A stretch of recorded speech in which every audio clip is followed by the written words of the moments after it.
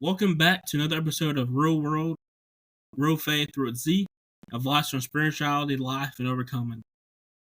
Today we have a special guest. This is one of my good friends, one of my good buddies, Isaiah, and he's also a great preacher. And so hearing from him will be inspirational, inspiring, encouraging to me, and I hope he does the same for you. So Isaiah, tell people about you. Hey, thanks for having me on the show, my friend. As he said, my name is Isaiah Leininger. I'm a preacher I'm the associate minister at the Juneau Church of Christ. And this summer, as we record this episode, I don't know when Z plans to release this, but I'm also currently working as an intern for the Walnut Street Church of Christ. I'll be starting my senior year of Freed-Hardeman here in the fall of 2024. I guess the most important thing that I should promote is that I'm the host of the Through the Eyes of Jesus podcast. And so I would greatly appreciate you guys checking that out. We do a lot of great stuff over there. Zaquan has been on that show several times, and those episodes have always been fantastic. But yeah, like I said, Zaquan, really thankful to be on the show. We were joking beforehand about me being a little bit too talkative on the show because normally I'm the host of a podcast. I'm not the guest on a podcast. So this will be a little bit interesting for me. I appreciate you coming on here and spreading some wisdom to us. So we'll give an attempt at least. We'll give an attempt. An attempt is better than not trying. That's right. So I have 3 questions for you, and just explain and everything. What's an event in your life that you had to overcome, if you don't mind sharing, and what did you learn from that event? Yeah, absolutely. So just a little bit of background before I really kind of dive into this event. Well, I guess maybe just to lay it out, it was about a girl. So when I was in high school, I didn't date a whole lot. I didn't have a whole lot of attention from the ladies, as you may say. Zaquan probably doesn't know what that's like. He probably has to beat him off with a stick. Anyway, so I get to college. In my first semester at Freed-Hardeman, I meet this girl, and we start dating. And we're dating for about a month. And I really like this girl. But kind of out of nowhere, she dumps me. And that was really, really difficult to deal with. I never really understood the reason that she told me. It never made sense to me why she decided to do that. But it was very, very painful. Like I said, it was out of nowhere. I very much liked this girl. And so I go home for Christmas break after that first semester there at school, and I guess the technical term for it was I was in a depressive episode. Mm-hmm. It was hard for me to get out of bed. It was hard for me to eat. I was not taking care of myself. I didn't want to talk to anyone. I didn't want to be around anyone. I just laid in bed and moped all day. I didn't have the energy, didn't have the strength to get out of bed most times. And I just remember praying the same prayer that whole month and a half that I was home for Christmas break, just begging God to heal me, to take care of me, to comfort me, to make the pain go away, just make me feel good again. Mm-hmm. And when that didn't happen soon, obviously I knew it wasn't going to happen, at the snap of a finger, but when that didn't happen soon, when after a couple months I was still feeling really, really bad, that really shook my faith.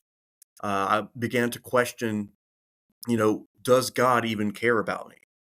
Does it matter to him that I'm going through this amount of pain and this amount of grief? And so that took a long time to get over.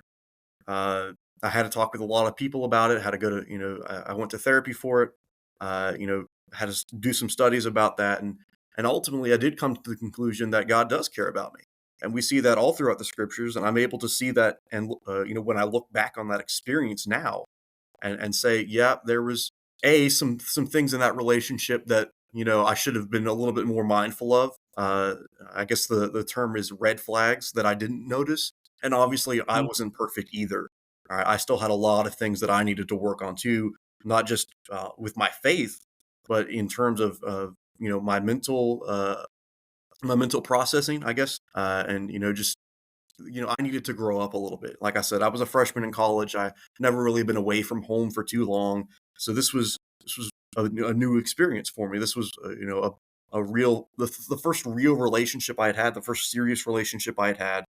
And like I said, it was not something that I was really ready for. I was really prepared for. And so, like I said, my trust in God, my faith, was really really shaken, especially because I was working at Juneau, and teaching. At that point, I was the youth minister, and so I was teaching teen classes, and so it was really confusing for me to be teaching and talking about this God that, at that point in time, I wasn't even sure I wanted it to believe in anymore. And yet I would still show up on Sundays and Wednesdays and teach class like nothing had happened. Um, part of that was just my fault for, not being willing to talk to people at church about that. And also part of that was, like I said, my faith was just not in a great place. But something that really, really helped me was Psalm 13. Psalm 13 was written by David, uh, and the first time that I read this, or the first time that I remember reading this, and this was actually after a different breakup, but it still really helped as well. Psalm 13, David says, "How long, O Lord, will you forget me forever? How long will you hide your face from me?" Man, you read that line, and the spot that I was in, I was like, "Yep, I feel that." I completely relate to what David is saying there. David says, "How long shall I take counsel in my soul, having sorrow in my heart all the day? How long will my enemy be exalted over me?" Yep, I can check those off the box too. Having sorrow in my heart all the day, absolutely. I've related to that. David says, "Consider and answer me, O Lord my God. Enlighten my eyes, or I will sleep the sleep of death. And my enemy will say, I have overcome him. My adversaries will rejoice when I am shaken." So again, David is offering up this prayer. He's saying, God, please just remember me. Be there for me. Care about me. But verses 5 and 6 of this short little psalm did so much good for me. Verses 5 and 6, David says, "But I have trusted in your loving kindness. My heart shall rejoice in your salvation. I will sing to the Lord because he has dealt bountifully with me." And so, that psalm is stuck with me, right? Because I remember asking, how long is this going to take, God? How long is it going to take for you to notice me? You know, why have you forgotten about me, God? And then David was like, even despite all of this, I'm going to trust in your loving kindness. I'm going to trust in your mercy. I'm going to trust in your grace. I'm going to rejoice in your salvation. And I'm going to be okay because I know that my God has got me. And that's something that I still wrestle with. I'm not trying to say that I've perfected this by any means. But that psalm and other passages like it have helped me to remember that God is trustworthy, that God has a plan, that God cares for me. Another really really meaningful passage to me was Mark chapter 4. At the end of Mark chapter 4, Jesus and his apostles, they're on a ship going across the Sea of Galilee. And if you know a little bit about the Sea of Galilee, you know that it's well known for some really powerful storms. And Jesus' apostles, some of them were fishermen on that very sea. They knew what the storm, what the sea there was capable of with these massive storms. And yet it says in Mark chapter 4, verse 35, verse 36, right, they left the crowd, they took Jesus along with them in the boat, just as he was, the other boats with them, and there arose a fierce gale of wind, and the waves were breaking over the boat so much that the boat was already filling. Jesus himself was in the stern, asleep on the cushion, and they woke him and said to him, "Teacher, do you not care that we are perishing?" Again, Jesus' apostles were fishermen on the sea, and this was a storm that they were not prepared for. They were not ready to handle something of this magnitude. And so, kind of like me, right, in my situation that I was talking about, their first response was to say, God, I'm suffering. God, I'm in trouble. God, I'm not in a good place. That obviously means that you don't care about me. And that's not true, right? Jesus, he gets up and he silences the waves. He shows off his amazing power. He says, "Peace, be still." And just like that, the storm is gone. He looks at them and says, why are you afraid? Do you not have faith? Well, in my circumstance, I didn't, right? My faith was shaken because I didn't trust in God to carry me through that difficult time.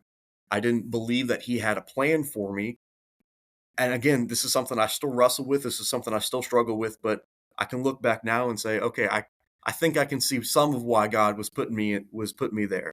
Right. He needed me to grow up a little bit. He needed me to learn to trust on him and rely on him a little bit more. Uh, and that's a work in progress. I think that's the best way of describing myself right now is it's a work in progress. I have a goal of where I want to be. I'm not there yet, but I'm going to keep striving for it. Man, you touched my heart today, Isaiah. Very thoughtful, well thought out way to explain not just the event that happened to you or events that happened to you, but the way that you can bring it back to God. I touch my heart, man. You know, I've been in situations similar to what you're talking about where uh, man, I had to seek advice, seek wise counsel from married guys and stuff like that. And I mean, that's just the best thing I can just do for myself and reach out to God and study His Word, apply the Word, and seek the Word and seek God and everything that I did. And like you said, but sometimes we miss the mark, we miss the red flag. I'm like, that won't be too bad. That could probably change. It won't change. If you don't bring it up, it won't change. And I recently taken a liking somebody with each other and everything, and she's one of a kind, special to me. I mean, we've been friends for over a year now, and we're not even dating yet. But the thing about it is, it feels like we are because we already know more about each other than anyone else. And man, we set everything out on the table before we started talking and praying together, studying Bible together, just being able to put God in the center. That changes the whole dynamic of what we're walking into. We're not walking to the lion's den. We're walking into, okay, we can do this. This is God's tunnel, not our tunnel, but God's tunnel that we're walking in. And so that's my advice to you is just find someone where everything seems right. Man, God is so good. And I appreciate you sharing those stories with us because that I can relate to that. And it touched my heart. It plucked my heart, man, and I appreciate that. I appreciate you. I appreciate you too, man. Um, And so like I you, said, I knew Zaquan was having to beat the ladies off with a stick. I knew it. well, now I do. Now I have to, man. Now I do, man. I told my the girl who I like. I said, man, now I had to buy us a ruler. She said, why? I said, to beat all the guys coming for you too. Yeah. But no, you mentioned that you are um, a student at Freed. Um, what has that been like to give us a little bit insight of what is Freed like? What is it like to be a Christian at a Christian university? And just if you want to share, just share. And then I just want to hear your thoughts about Freed. Yeah, of course. So it's interesting that you asked me this question. I've got a little bit more of a different perspective, I think, than a lot of other people. Mm-hmm. And there's a couple reasons for that. Number one, I'm not from the Tennessee area. A lot of people from Freed are like from Tennessee, Alabama, Georgia, Mississippi, Kentucky, the neighboring states. I'm from a little bit farther north. I'm from up in West Virginia. And so that means that a lot of people already kind of had connections either to, preachers in the area or congregations in the area or just other students at the school. Mm-hmm. I didn't have a whole lot of that going in. I knew a few people, and my sister's actually at school with me now, which has been awesome. She's great. I won't tell her that in person, but she's great. Uh, but so, like I said, I've got a little bit of a different perspective because of that. But also, uh, I'm not in a social club. Mm-hmm. A lot of people at Freed are in social clubs, and please don't misunderstand me. I think social clubs are amazing. Mm-hmm. Uh, I was in a social club my first couple semesters at school. I was a part of one. I joined one my first semester, but it actually was so small that they ended up having to close it. and shut it down, and that was heartbreaking. And then I jumped to a different one, and just never really found my place there. Nothing against the people, nothing against the club or the school itself. Just never really found my crowd, right? Uh, and so, like I said, I've got a little bit of a different perspective on it because of that as well. But also, as I mentioned, the first semester I was at Freed, I went through that pretty difficult breakup, and then there was some drama afterwards with that, for about a year or so, and then I went through another breakup, started dating again, and that one also didn't end up working out. And so a lot of my time at Freed has been about relationship issues, Mhm. uh, which again, kind of provides me with a little bit of a different perspective than maybe a lot of other people would have. Yeah.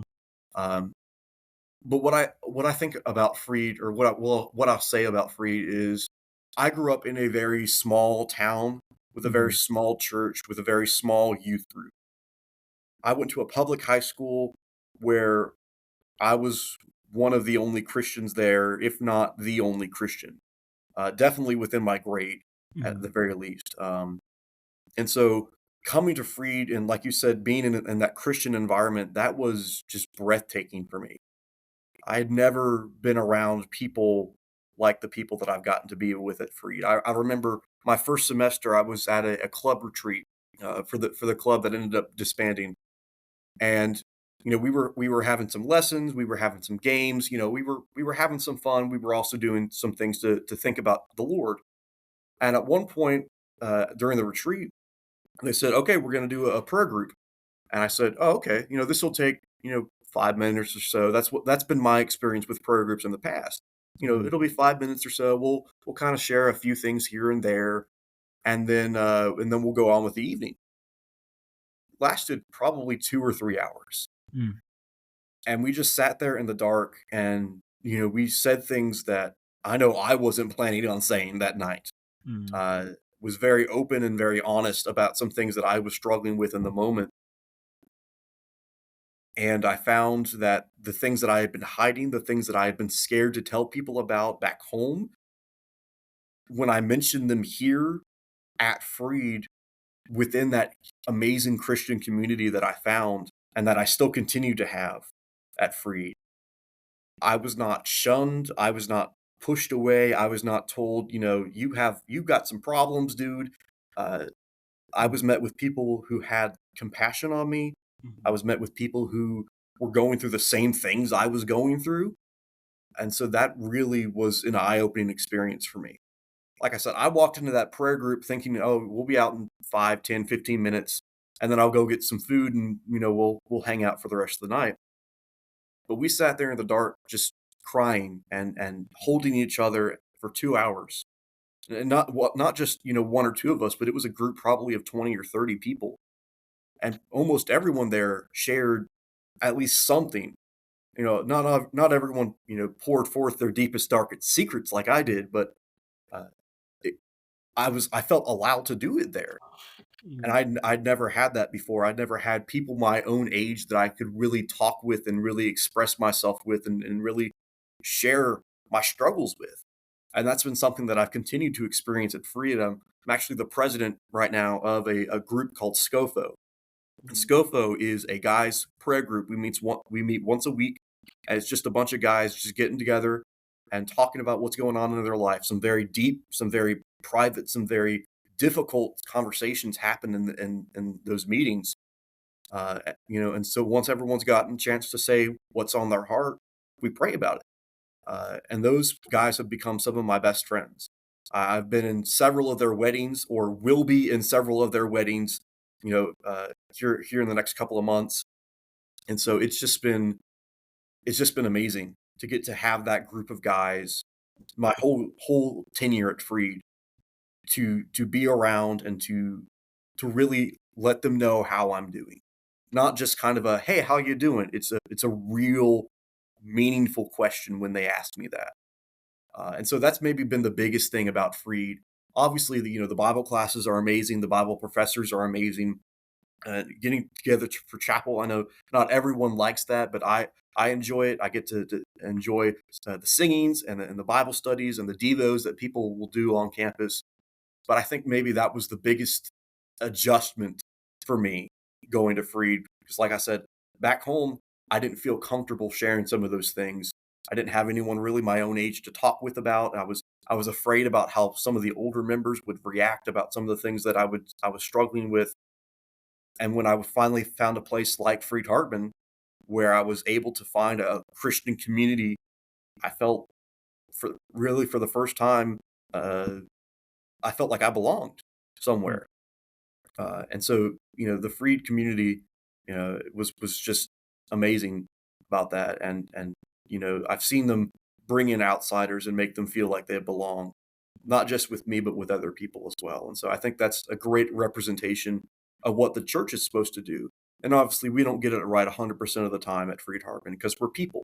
And I've heard a preacher say once or twice, where there's people, there's problems, right? Mm. We're not going to get everything right, but I've seen it happen a lot where this does get done right at Freed-Hardeman, where people are allowed to be themselves, people are allowed to express, their emotions and receive the help that they need for when they're struggling. So that's maybe my biggest thing about Freed-Hardeman. And again, that's how the church should be in general. We should be that community that welcomes people in, not to say that their sins are okay, that they don't need to change, but to let them know and to remind them that we're sinners too, and that we still need help and we still need God's grace to get through it. I love Freed. Um, I do like being on campus on there. You can just feel the energy.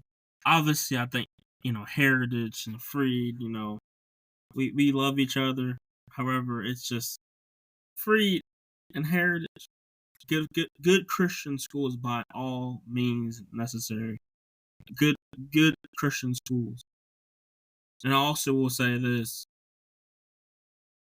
prayer is powerful, and I know you can agree with me on that one.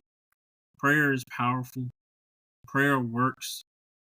And brother, I'm proud of you for stepping up and creating a group for men to come and share their secrets, share a I, prayer. I didn't I didn't create it. It was actually on campus long before I got there. This has been a group that just has been kept alive.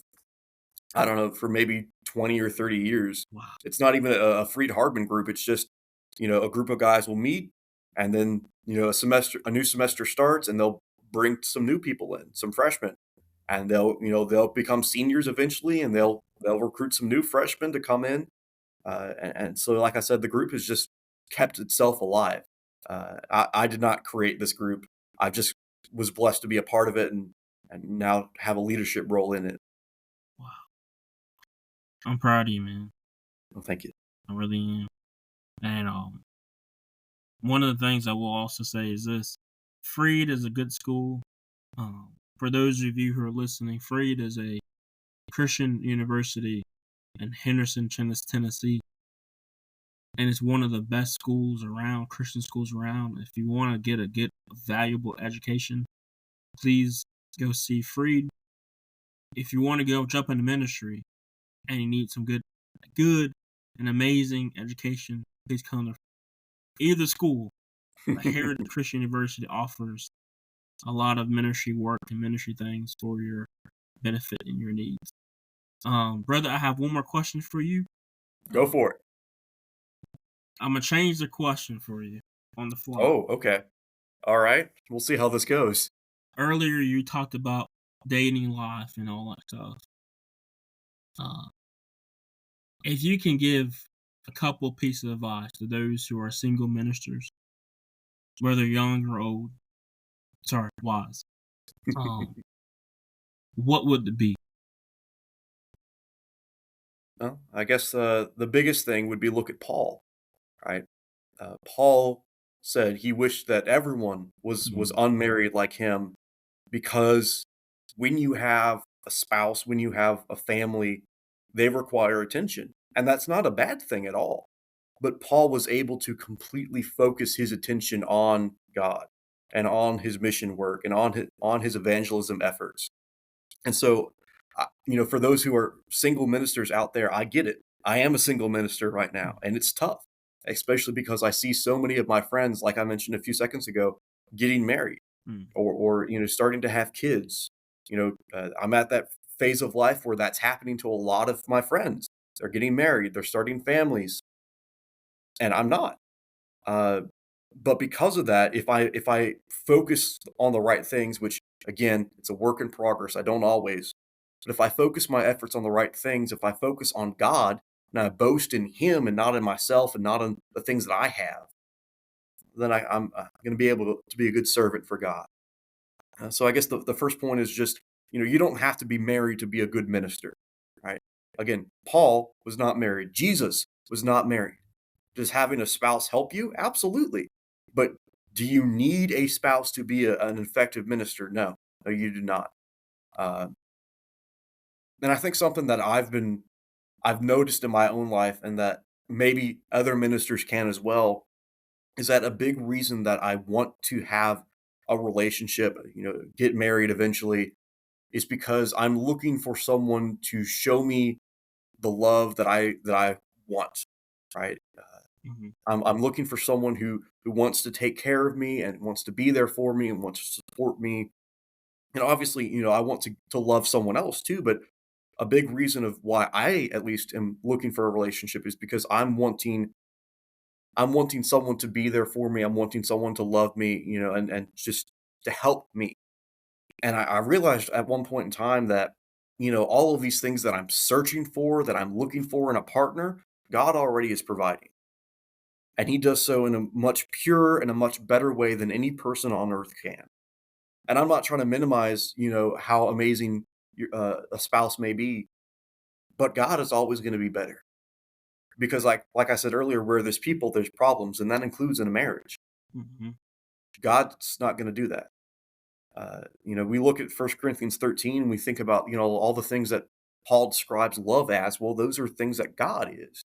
God is patient and kind. God does not rejoice in evil, but He rejoices in the truth. God, bears all things, believes all, go through 1 Corinthians 13, you could replace that word love with God, because God is love. Not that God is loving sometimes, but that God is the very essence of love itself. Without God, you don't have love, and without love, you don't have God. And so all of the things that I'm searching for, I was going to say I was searching for, but if I'm being honest, I'm still searching for them, and then, trying to find those in earthly partners. I have to remember that the best blessings come from God, and that, like we were talking about earlier, God is worthy of my trust. God has a plan for me, and maybe that includes a spouse. I don't know. At this point in my life, I don't know. I would like a spouse. I would, it's something that I would want. I want to be married. I desire that kind of relationship with someone, but maybe that's not in God's plan for me. And I'm sure He has a reason for that if that's the case. Uh, I may not like that, but I have to trust that it's what's best for me in the long run, that God has decided for whatever reason, and obviously He knows what that reason is, and I don't, that it would be better for that to happen. And again, that's a hypothetical. Uh, and if I spend more time worrying about the hypotheticals, if I spend more time worrying about the what ifs instead of just praising God for how great He is, well, then I'm missing a lot of what life has in store for me right now. If I'm too busy thinking about today, or excuse me, if I'm too busy thinking about tomorrow, I'm going to lose focus on today, uh, and not even, and even more than that, I'm going to lose focus on eternity. Mhm. And so, I guess, again, the biggest pieces of advice that I can offer to single ministers is that you don't have to be married to be a good minister, but we just got to trust. And I say we because, again, myself included, definitely. But we just got to trust that whatever God has in store for us, it's going to work out. It's going to be good for us. I think about what God told the Israelites in the book of Jeremiah. He promises them that, if they don't repent, that they're going to be taken over by the Babylonians and they'll be there for 70 years. And that's in Jeremiah chapter 29 and verse 10, where we see that. And of course, that's a prophecy that ends up being fulfilled. Right after 70 years, the Israelites get to come home. But in Jeremiah 29 and verse 11, God says, "For I know the plans that I have for you, declares the Lord. Mhm. Plans for welfare and not for calamity, to give you a future and a hope." And again, God is talking directly to the Israelites there in regards to their Babylonian captivity. We can't take that verse out of context. but I do think that we can apply the principle behind it to us as well. That, if God has a plan for the Israelites' welfare and the good of the Israelites that we can see came true, He's going to have the same kind of plan for us.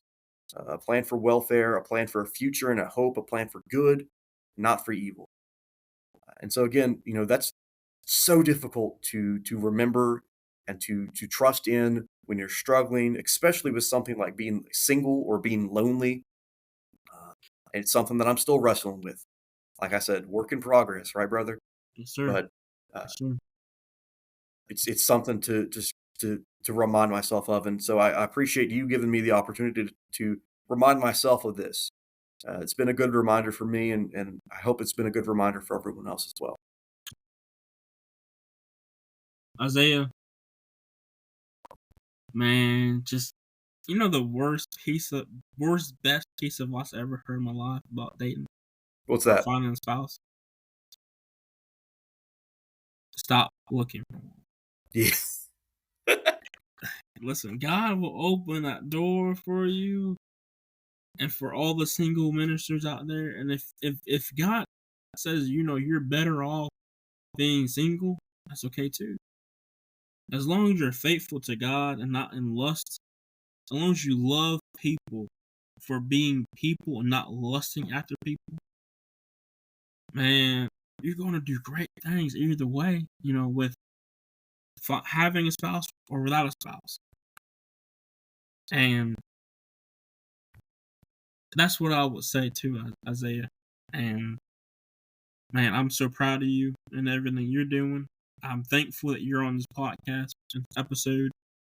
And I just really want to title it Dating Advice with Isaiah. Here, anyone who knows me personally knows that that's going to be quite an interesting show to listen to. But man, I'm grateful to having you in the show, man, and ladies and gentlemen, Isaiah, and I'm in awe. You inspired me today, and you made me emotional earlier, but it's okay because you know what, man, I'm grateful to have you as a friend, and I'm just keep thankful on for you pushing. too, brother. Yes, sir. And I appreciate you being on the show, and I catch you at a later time. All right, take care. Yes, Hey, sir. you don't mind if I plug my own podcast again real quick at the Go end, do ahead. you? Go ahead. Go All ahead. right. So, like I said earlier, my podcast is called Through the Eyes of Jesus. We release episodes every Saturday morning. You can find us on our website, tteoj.com. My buddy Walker and I, we've been running that podcast for a couple years now, and Walker was actually on Zaquan's podcast earlier, so you get to hear a little bit from him as well. But Walker's a great guy. He was the one who started the whole podcast that got me to help him out with it. And so I host the episodes. Walker does a whole lot of the stuff behind the scenes. We've released, at this point, somewhere over 90 episodes, close to 100 episodes. So there's a lot of great content out there, a lot of amazing ministers, a lot of amazing guests have come on the show and helped us out with that, including but not limited to the very infamous Zaquan Kemp. And so, like I said, I appreciate you, Zaquan. Thank Let you, me brother. be on the show and let me plug my own podcast there at the end again. Hey, I look, appreciate it. what I will always one of my philosophies is my house is your house. So I appreciate you, man, and please know that I'm praying for you and your ministry, brother. And if anything I can do for you, just let me know. Awesome. I appreciate that, man. Thank you so much. Same goes to you, dude. I love you, dude. Love you too, man.